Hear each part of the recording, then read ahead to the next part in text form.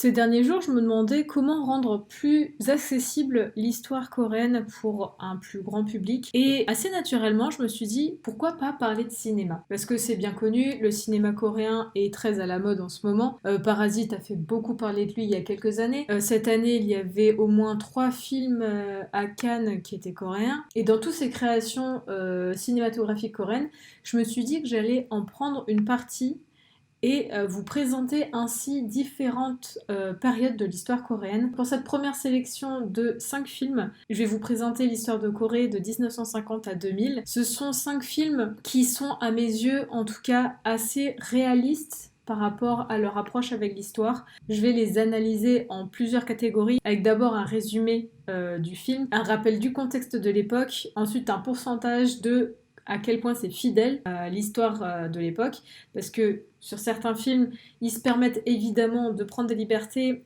et des fois d'exagérer sur certains points que je trouve très discutables, mais on en reviendra après. Ensuite, 2 dernières parties sur ces détails qui existaient à l'époque et qui rendent le film encore plus réaliste. Ensuite, les côtés positifs ou négatifs que j'ai trouvés au film, que ce soit dans l'interprétation, le cadrage, une partie ici très très subjective. Pour cette première sélection, cette première projection, on va dire, de cet épisode, j'ai choisi 5 films de ma période préférée d'histoire parce que c'est celle pour moi qui est le plus simple à expliquer, à raconter parce que je l'adore. Il s'agit des années 1950 à 2000. Là, on a 5 films qui concordent à peu près aux différentes décennies de cette période-là. On a un film qui parle justement des années 50 aux années 80-90. Ensuite, 2 films plus sur la fin des années 70, puis 2 films sur les années 80. Petit disclaimer tout de suite au début de cette vidéo pour vous prévenir que ça va parler de sujets qui sont quand même très durs. On va parler notamment de la mort, évidemment, la torture ou encore la corruption, le package complet, on va dire, de cette époque-là. Ensuite, je vais pas me gêner du tout pour vous spoiler tous les films. Donc si vous n'avez pas vu les films, allez les regarder avant potentiellement. Je vais spoiler salement chaque film, je vais revenir sur certaines scènes de chaque film, en bien ou en mal. Donc si vous n'avez pas vu les films, je suis désolée d'avance, mais je vous invite à aller les voir. 영자야, 니 내 어릴 적 꿈이 뭐였는 줄 아나? 뭐였는데요?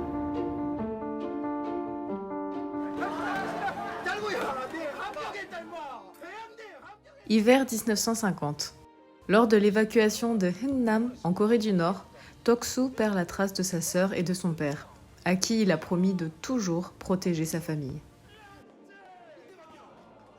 Les Coréens sortent de la guerre. Les pays sont pauvres, détruits et meurtris, et les peuples sont tout aussi fatigués. On parle bien sûr de gros dégâts matériels, mais aussi humains. Cette guerre a été extrêmement meurtrière, mais en plus de ça, a séparé beaucoup de familles. Dans ce film, on fait plusieurs sauts dans le temps, à travers différentes décennies, entre globalement des années 1950 jusqu'aux années 1980-90. On y découvre à travers des sortes de chapitres la Corée d'après-guerre, la guerre du Vietnam, mais aussi les retrouvailles des familles séparées, ou encore la question du développement économique de la Corée avec la première campagne de Coréens partis en Allemagne pour travailler dans les mines. Alors pour ce premier film avec Ode to My Father, Kook Tae-si-jang, au niveau du pourcentage de fidélité avec l'histoire réelle, j'ai envie de dire que niveau esthétique, en tout cas, bah oui, c'est en effet à quoi ça ressemblait à l'époque, niveau des pubs, niveau des affiches, niveau de comment vivaient les gens. Donc sur ce point-ci, je pense qu'on peut dire que c'est fidèle à 90%, je pense pas dire des bêtises à ce point-là. Et la particularité qu'on a dans ce film aussi, c'est de voir l'évolution, en fait, le développement de la Corée du Sud avec justement l'après-guerre où le pays est vraiment ultra pauvre et jusqu'aux années 80-90 avec ce réel développement économique.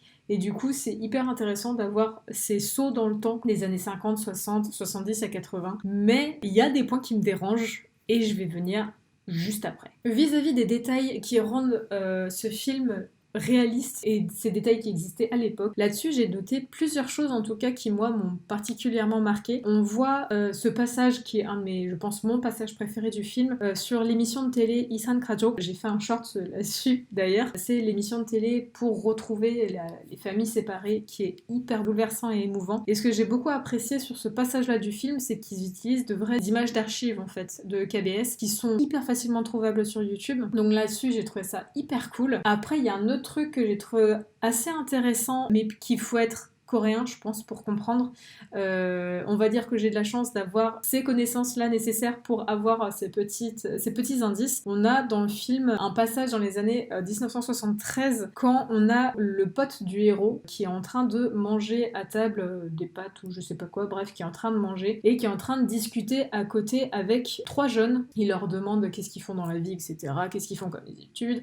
Et ces jeunes-là répondent qu'ils sont stagiaires, on va dire, en tant que lutteur, tout ce qui est le shirim en Corée. Et ce que j'ai trouvé très drôle, c'est quand ces personnages-là partent, on voit sur le tout dernier gamin qui sort, son nom écrit sur sa veste et c'est marqué Imangi. Imangi, il faut savoir que c'est, à ce jour toujours, j'imagine, l'une des plus grandes figures de lutte en Corée du Sud. Et j'ai trouvé ça très sympa en fait d'avoir cette petite pincée de réalisme et de fanservice, je trouve. Enfin, pour la partie plus subjective de qu'est-ce que j'en ai pensé au global de ce film, en soi j'ai passé un assez bon moment. Je trouvais ça assez fun de découvrir justement le développement du pays à travers ces différents sauts dans le temps, de découvrir l'évolution de l'esthétisme, etc. Mais il y avait un truc qui me dérangeait et je savais pas mettre le doigt sur quoi. Et c'est quand j'ai échangé avec des Coréens sur ce film après coup, qui ont réussi à mettre le doigt dessus et à me dire « Ok, je sais pourquoi j'avais ce sentiment bizarre ». J'ai trouvé que plus ça va, en tout cas, et plus je trouve que ça fait presque un Paldo Gangsan bis. J'avais déjà parlé en shorts également de Paldo Gangsan, qui est un film de propagande de Corée du Sud, qui a été produit sous le règne de Park Chan-hee. Et en fait, avec ce film, ça m'a fait un peu la même impression. Je trouvais qu'à la fin du film, c'était too much. Ouais, le héros, il a vécu des trucs horribles, il a subi plein de choses horribles, mais je sais pas, ça fait très propagande en fait. On oublie complètement et volontairement, en tout cas dans le film, tout ce qui s'est passé pendant justement les mandats de Park Chung-hee et Chun Doo-hwan par exemple. Et je trouvais ça vraiment super dommage. Et du coup, c'est pour ça que ce sentiment de côté beaucoup trop nationaliste, beaucoup trop propagande m'a fait un peu tiquer.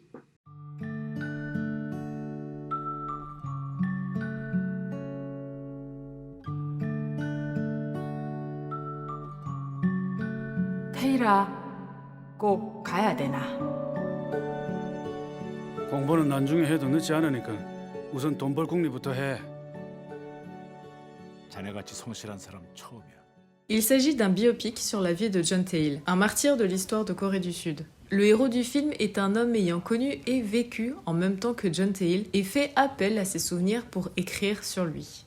La majorité du film se passe en 1970. À ce moment-là, Park Chung-hee, oui, toujours le même, est au pouvoir depuis environ 9-10 ans, si je dis pas de bêtises. Et il a de très grands objectifs vis-à-vis du développement économique du pays. Il axe sa stratégie de développement économique justement sur l'exportation, mais aussi l'industrie légère. Les conditions de travail de l'époque sont très compliquées et le fossé entre les riches et les pauvres commence déjà bien à se creuser.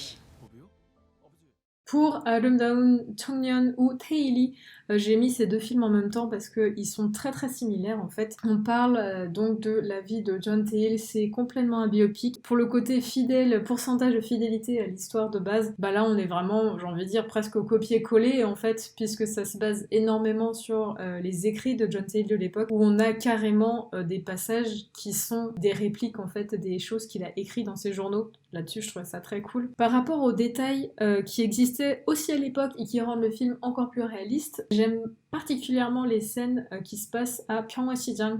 Vous allez me dire que c'est tout le film, c'est pas faux, mais je trouve qu'elles sont quand même très importantes à souligner, notamment ces scènes où on a toutes ces nanas qui se font genre injecté un produit dont on ne sait quelle substance pour qu'elle reste réveillée et qui était totalement en fait ce qui se faisait totalement à l'époque. Toutes les différentes nanas qui tombaient malades ou qui juste s'écroulaient de fatigue, etc. C'est des scènes qui sont pas forcément évidentes à regarder, mais qui reflètent vraiment les conditions de travail en fait de l'époque. Ça montre vraiment comment était l'industrie par rapport aux écrits en tout cas de John Thiel, et franchement on y croit pas mal. Hein. Enfin, pour la partie plus subjective de côté négatif et positif, je trouve ça assez dommage au final qu'on se focalise toujours, pour que ce soit pour Tae-lee et Arum Changyeon, à chaque fois sur la vie de John Thiel pendant qu'il était à Pyeonghwa-Sijang. C'est-à-dire qu'on fait complètement abstraction de sa jeunesse, qui est pourtant pour moi je trouve ultra importante, mais on se focalise que sur sa vie à Pyeonghwa-Sijang, qui représente dans toute sa vie, peut-être les 5 dernières années de sa vie, je sais même plus. Pourtant j'ai sorti une vidéo là-dessus. Bref, on sent en fait que le film est fait pour insister un peu sur l'engagement de John Thiel par rapport au mouvement pour la démocratie en Corée, etc. Mais je trouve que parler un peu plus de sa jeunesse aurait permis aux spectateurs de ressentir plus d'empathie envers ce petit gars. C'est un peu ça que j'ai ressenti pendant le film. J'ai pas passé un incroyable moment. Après, c'est vrai que pour le premier Arum Dawn Changyeon, il est très très vieux comme film. Tae-lee date d'il y a peut-être 1 ou 2 ans, mais je trouve qu'on manque un peu de compassion et on reste vraiment très spectateur à ce qui se passe. C'est un peu dommage, mais sinon niveau réalisme, pour en apprendre plus et avoir des exemples très visuels de la condition de la femme de travail dans l'industrie textile de l'époque, ce film est parfait. 각하, 제가 어떻게 하기를 원하십니까? 제가 이 자리에 선 이유는 썩은 권력의 끝에 있는 바로 프레지던트 박! 그 배신자 새끼를 어떻게 하는 게 좋겠나?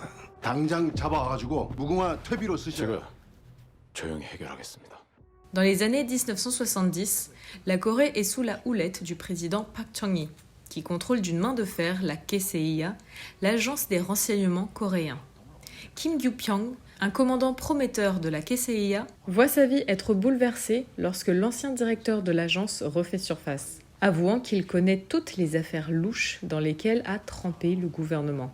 En 1961, Park Chung-hee arrive au pouvoir par un coup d'État militaire. Pour ce nouveau gouvernement, on appelle cet événement la révolution du 16 mai, qui a pour objectif déjà de relancer la Corée du Sud parmi les forces mondiales. Sauf que, en 1979, les 18 ans du règne de Park Chung-hee commencent à se faire sentir. Dans la population, les manifestations et les mouvements pour la démocratie se multiplient et deviennent de plus en plus violents et meurtriers. Certains membres du gouvernement commencent à se désolidariser du président. D'un côté, on a des gens qui sont en mode « il a grave raison, ouais, let's go ».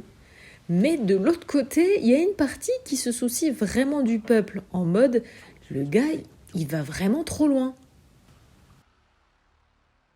Ce film, c'est une adaptation d'un livre, ou même de plusieurs livres, si je dis pas de bêtises, qui s'appelle également Namsane Buchangdeul. Je les ai déjà vus au Centre culturel coréen, je ne les ai jamais empruntés parce que je sais que j'arriverai jamais à les finir à temps. Et j'envisage de me les acheter parce que je trouve que c'est quand même très intéressant. Surtout si ils sont encore plus détaillés et plus fournis que le film en lui-même, parce que le film est déjà très très cool. Même s'il est très difficile à suivre, il y a énormément d'informations à retenir, mais il est quand même très chouette. Et justement, pour en revenir au film, ça c'est un sentiment que j'ai eu personnellement, c'est que j'ai presque l'impression d'avoir assisté à une sorte de docu-fiction.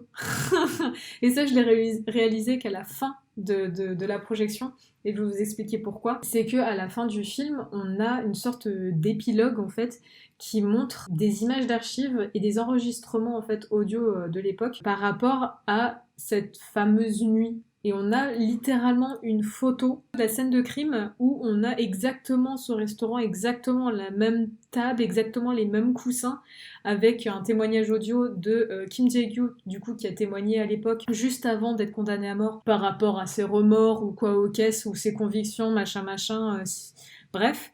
Et ça m'a vraiment hyper troublée, parce que jusque-là, j'étais en mode...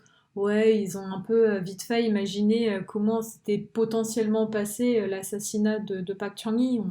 Il y a des écrits, etc. Il y a forcément je sais pas, des traces, des rapports ou des choses comme ça. Mais là, d'avoir vraiment la photo qui pop sur l'écran à la fin du film de cette fameuse scène au restaurant avec ce témoignage-là, j'étais ah ouais, mais en fait, ils ont vraiment été jusqu'au bout des choses, quoi. C'est là, sans recherche, en tout cas, pour l'instant, enfin, sans recherche profonde, je me dis, ok, ce film, oui, il est ultra réaliste. Ça devait être exactement comme ça. Et aussi, j'imagine, complexe que ça à l'époque. Parce que d'où Jésus, le nombre d'informations qui se passent, c'est un truc de ouf. C'est un film qui demande à être très concentré. Quelque chose que j'ai plutôt bien apprécié dans ce film, mais qui est assez perturbant, c'est par rapport au nom des personnages, dans le sens où chaque acteur incarne un personnage logique, mais fait référence lui-même à une personne qui a réellement existé à l'époque. Je vous mettrai un petit schéma que j'ai trouvé sur le net pour que ce soit plus simple pour vous à comprendre. Mais c'est quand même ultra intéressant de voir à quel point ils se sont permis de largement s'inspirer de ces personnages, de ces figures en fait de l'époque, parce que là-dessus, alors je ne les connais pas, je ne me suis pas documentée sur l'assassinat de Park Chung-hee, mais du peu que j'ai regardé sur le net vite fait, en regardant pour les photos, en lisant 2-3 articles, c'est que ça avait vraiment l'air d'être comme ça. Enfin, pour les côtés positifs et négatifs, Namsan Bujangjil, c'est un film où il faut se concentrer, un truc de ouf. Si vous n'êtes pas concentré dès le début du film, c'est mort. C'est un des points négatifs ou un des points positifs pour certains, j'imagine, c'est que les scènes s'enchaînent vraiment hyper rapidement. Il y a énormément d'informations à digérer. J'avoue que ça m'a un peu déboussolée. Un autre truc que j'ai vraiment kiffé, c'est le montage et le cadrage, genre les différents plans du film. Qu'est-ce que c'est beau. C'est le genre de film qu'il faut vraiment regarder peut-être 3, 4, 5, 6 fois pour avoir déjà comprendre l'intrigue, avoir toutes les informations, mais aussi revoir le film et le réinterpréter par rapport au montage, parce que je trouve qu'il y a des plans sublimes, suivant qu'ils ont vraiment fait les choses quand même de manière incroyable, dans le sens où il y a une partie qui est tournée en Corée, évidemment, mais il y a également une partie qui est tournée aux États-Unis, et une partie qui est tournée à Paris, et une partie qui est tournée alors dans la campagne française, je ne saurais dire où. J'ai adoré l'esthétisme, genre incroyable. Enfin, une dernière chose que j'ai appréciée, même si c'est un film qui est très complexe, je trouve, à suivre, c'est la tension qu'on peut ressentir dans le film. Parce que, comme je le disais juste avant, ça a l'air d'être quelque chose qui est quand même très réaliste par rapport à ce qui s'est passé dans l'histoire. L'interprétation des personnages et les acteurs, je trouve qu'ils jouent très très bien. Surtout le héros, le personnage de Kim Jae-gyu, il arrive à transmettre des choses alors c'est un poker face constant, c'est assez exceptionnel. Et avec tout cet univers, on peut vraiment, je pense, facilement s'imaginer la tension, l'ambiance qu'il pouvait y avoir à l'époque dans le gouvernement et tout le bordel en fait qu'il y avait là-bas en fait à l'époque. Là-dessus, vraiment, chapeau bas.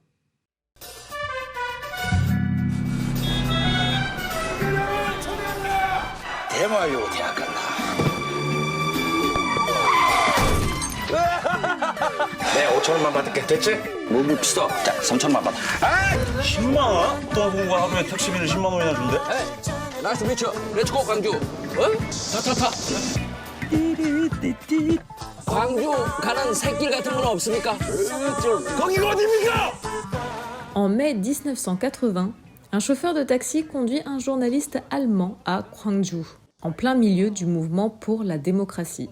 Le 12 décembre 1979, Chun Doo-hwan orchestre un coup d'État pour accéder au pouvoir. Il accuse le gouvernement de Choi Kyu-ha, président de l'époque, d'être derrière l'assassinat de Park Chung-hee. Le 17 mai 1980, Chun Doo-hwan organise un second coup d'État militaire où il impose au gouvernement d'étendre la loi martiale à l'ensemble du territoire. Pour manifester contre cet abus, les étudiants sont les premiers à réagir. Sous la poigne de fer de Chun Doo-hwan, les universités sont ultra contrôlées. Les réunions politiques sont interdites, des syndicats sont forcés à se dissoudre et la liberté de la presse a, évidemment, disparu. Le lendemain, le 18 mai 1980, un soulèvement naît dans la ville de Gwangju. nourris par les étudiants, pour manifester contre ce gouvernement abusif. Les gens qui habitaient dans les villes avoisinantes n'étaient même pas au courant de l'oppression féroce qu'il y a eu à Gwangju. La ville était tout simplement isolée par les autorités qui ont réduit le soulèvement au silence en tuant et agressant les manifestants. Quand j'ai vu le film, à aucun moment je me suis dit ouais non mais ça colle vraiment pile poil de la réalité. Dans le sens où oui ça se passe pendant le soulèvement de Gwangju en quelle année c'était 18 mai 80. Je savais que c'était la base de ce film et que c'est à base de faits réels. Mais en fait, comme à la manière de Namsan et Bujangdeul, à la fin de ce film, à la fin de Taxi Driver, on a encore un épilogue en fait qui m'a profondément bouleversée. Parce que justement, à aucun moment je me suis dit que ce journaliste existait ou que ce conducteur de taxi existait et que toute cette histoire ait vraiment existé. Et en fait, non. Cet épilogue, il vient te foutre une petite baffe du revers de la main, comme ça c'est encore plus douloureux. Pourquoi ? Parce que, en fait, ça a existé. Le journaliste allemand, alors je vais très mal prononcer son nom parce que j'ai fait LV2 espagnol, hein, donc Jürgen Inspeter, à peu près, c'est un journaliste allemand qui a vraiment existé et qui a vraiment rencontré ce taximan à l'époque en fait. Ça m'a beaucoup touchée, suivant que dans le film ils insistent, dans cet épilogue-là, ils insistent sur le fait que... Enfin ils expliquent sur le fait que donc ce journaliste-là a laissé un message en 2016 pour retrouver ce fameux conducteur de taxi, parce qu'il n'a jamais eu de nouvelles depuis.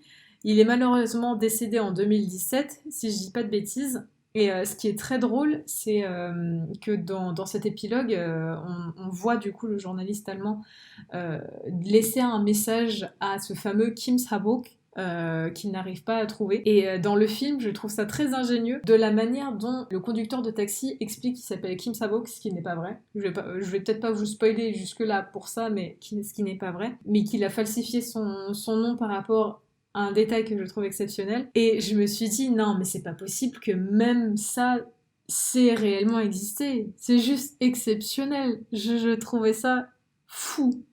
Après, sinon, mis à part ça, est-ce que, par exemple, le conducteur de taxi avait vraiment une fille ? J'en sais rien. Tous ces petits détails-ci, je ne saurais pas dire. Même cette scène où il y a tous les... Je vais vous spoiler une des meilleures scènes, je trouve, du film, où il y a tous les taxis qui se rendent vers, on va dire, j'imagine, la rue principale de Gwangju pour essayer de sauver les citoyens, en fait, le peuple qui est en train de se faire tirer dessus. Cette scène qui est sublime, j'ai adoré cette scène. Je sais pas si elle a réellement existé, mais j'avoue que après l'épilogue, de voir à quel point cette histoire en fait de journaliste allemand et de conducteur de taxi était vraie, j'ai envie d'y croire. Mais vraiment, j'ai très envie d'y croire. Pour mon point de vue personnel, de toute la sélection que j'ai, et il m'en reste un film, mais de toute la sélection que j'ai, c'est mon film préféré. Song Kang-ho est exceptionnel, il joue très très bien. Tout le casting de manière générale est super. J'ai adoré la colorimétrie du film, les plans, etc.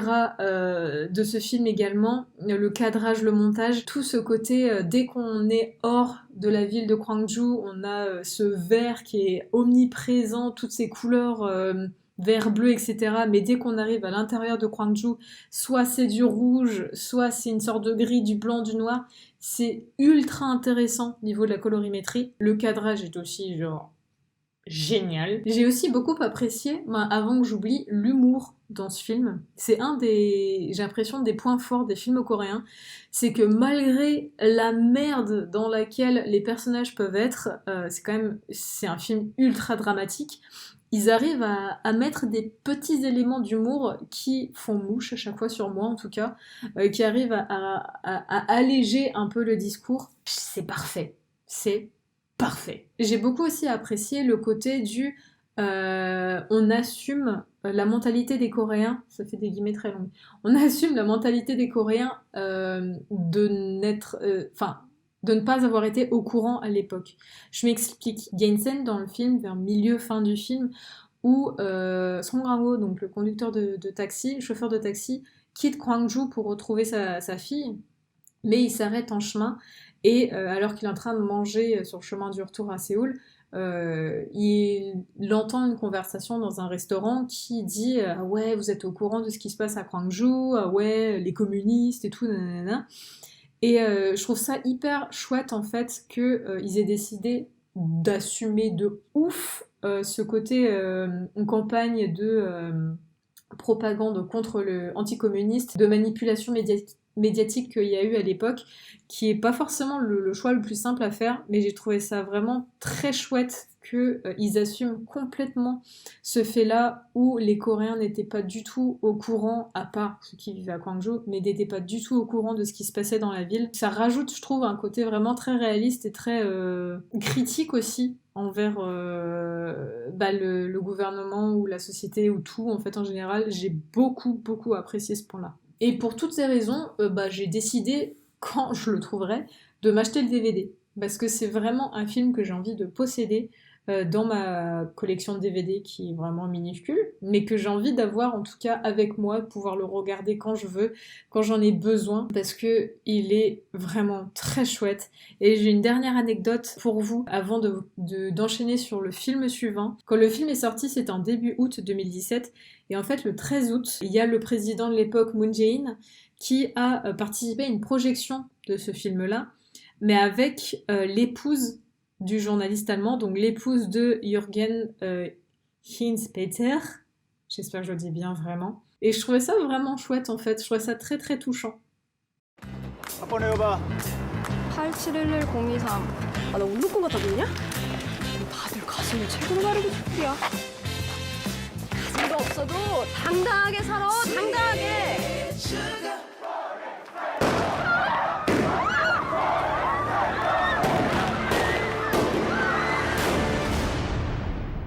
소생이 불가능합니다. 태우라. 죽은 지 8시간도 안 됐는데 아버지가 죽은 아들을 봤다 못 봤다. En 1987, l'étudiant et militant pour la démocratie Park Jong-chol est enlevé et assassiné par la police sud-coréenne. Le gouvernement tente alors d'étouffer l'affaire, mais c'est sans compter la mobilisation des médias et des étudiants. À cette époque, en 1987, on est toujours sous la présidence de Chon Do-hwan. Pour A Taxi Driver, on était au début de son règne. Et là, en 1987, on arrive à la fin. On est toujours sous un gouvernement militaire avec une loi martiale installée. Durant ses mandats, Chon Do-hwan a tenté à quelques reprises de gagner des points auprès du peuple, en par exemple supprimant le couvre-feu. Mais au début des années 1987, on apprend le décès de Park Jong-chol, un jeune étudiant militant, en prison. Le gouvernement ne veut pas dire clairement ce qu'il s'est passé et essaie d'étouffer la presse pour éviter d'avoir affaire à un raz-de-marée de révolte. Bon, heureusement, la vérité a éclaté au grand jour quelques mois plus tard. Comme tout le monde le savait mais ne voulait peut-être pas y croire, Park Jong-chol est décédé sous la torture des autorités. Cette affaire était la goutte d'eau qui a fait déborder le vase et elle a motivé la manifestation de juin 1987 qui a ensuite mis un terme au gouvernement de Chon Do-hwan. De ma connaissance des faits de l'époque, je dirais que le film il colle plutôt pas mal à la réalité, à ce qui s'est passé du coup en 1987. Un peu comme dans Namsan et Putangdil, on a plusieurs personnages en fait qui sont largement inspirés de figures qui ont vraiment existé à l'époque. Donc là-dessus, je trouve ça très cool. C'est pour ça qu'on ressent aussi ce côté réalisme par rapport à l'investissement qui a été fait pour coller au plus à la réalité. Ensuite, comme dans Taxi Driver et Namsan et Putangdil, on a encore cette sorte d'épilogue avec des images d'archives. Là, on a des images d'archives majoritairement sur l'enterrement de Lee Han-yeol. Et on a quelques images, en tout cas, également de... Je crois pas que ça soit l'enterrement de Park Jong-chol, mais des manifestations en sa mémoire. Et autre détail que j'ai trouvé aussi très très cool, c'est qu'on a des photos aussi d'autres grandes villes de Corée où il y a eu des manifestations. De tête, il me semble qu'il y avait Daegu, de Projte, Daejeon, Busan, etc. Et juste pour ça, je trouve ça vraiment chouette. Ça montre en fait, il y a des preuves physiques que tout ne se passe pas que à la capitale en fait. Quand il y a eu ces débuts de manifestations, c'est des manifestations qui se sont vraiment propagées partout dans toute la péninsule et qui ont fait beaucoup de bruit en fait, et pas que à Séoul. Le détail majeur qui existait à l'époque et qui rend le film encore plus réaliste, c'est mon détail préféré de ce film. Je crois que c'est vers le début du film, milieu du film, quand le sort de directeur de la police ou de la sécurité, etc., doit expliquer aux médias pourquoi Park Jong-chol est mort. Et il dit cette fameuse réplique, un truc du style « Moriga taktini ok etta ». Ce taktini et ok etta, c'était littéralement ce qu'on pouvait trouver en tout cas dans la presse, et c'est ce qui a aussi fait péter un câble aux médias en mode « vous pensez vraiment qu'on va gober ça ?» Et j'ai trouvé juste le fait de l'incorporer dans le film, ça faisait complètement sens, c'était logique que ça soit là, et ça m'a fait aussi juste très plaisir de le voir là. Ensuite, d'autres petits points que j'ai trouvé très cool, c'est dans cette scène vers la fin du film, si je dis pas de bêtises, où on a l'étudiante qui entre dans ce fameux club club universitaire, et dans ce club, ils projettent des images d'archives, des vidéos qui ont été tournées lors du soulèvement de Gwangju, et j'ai trouvé ça ultra cool, mais vraiment ultra cool, d'avoir quasiment exactement les mêmes images d'archives qu'on peut voir dans le film A Taxi Driver. Ça fait une très bonne continuité. Enfin, pour le côté positif, négatif, par rapport à 1987, je trouve personnellement que la romance prend une beaucoup trop grande place dans ce film. Je sais pas si elle existait à l'époque ou si ça a été rajouté juste pour faire chialer les ménagères. J'en ai strictement aucune idée. Mais j'avoue que personnellement ça m'a un peu gonflé parce que j'en voyais pas du tout l'intérêt. Et je trouve justement que ça perturbe un peu la lecture du film qui part un peu en cacahuète. Dans le sens où de base on a cette sorte de double narration où on suit d'un côté les recherches de la police, les recherches des médias par rapport à la mort de Park Jong-chol et justement cette tentative de cacher ce qui s'est passé par le gouvernement et les autorités, etc.